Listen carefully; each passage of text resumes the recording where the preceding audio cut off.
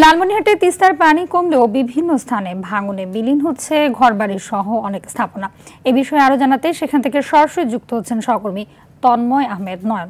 নয়ন নয়ন জানাবে যে নদী ভাঙনের বিষয়ে সবশেষ কি তথ্য রয়েছে আপনার কাছে?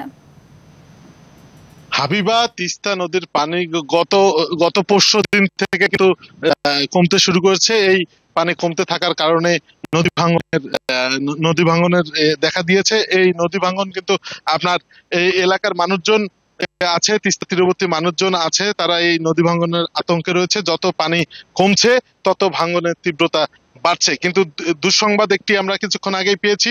পানি উন্নয়ন বোর্ড থেকে আমাদেরকে জানিয়ে দেওয়া হয়েছে যে আগামী 48 ঘন্টা আবারও তিস্তা নদীর পানি বৃদ্ধি পাবে। এই পানি বৃদ্ধির ফলে সাধারণ মানুষ একদিকে ভাঙনের আতঙ্ক, অন্যদিকে পানি বৃদ্ধির আতঙ্ক, এই দুই আতঙ্ক নিয়ে তিস্তা তীরবর্তী মানুষজন বসবাস করছেন। এদিকে তিস্তা যে ভাঙন ঠেকানোর জন্য পানি উন্নয়ন বোর্ড ডিও ব্যাগ ফেলে সেই ভাঙন ঠেকানোর চেষ্টা করছে।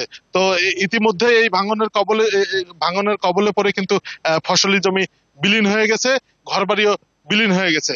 এই ছিল লালমিট থেকে নদী ভাঙনের সর্বশেষ খবর।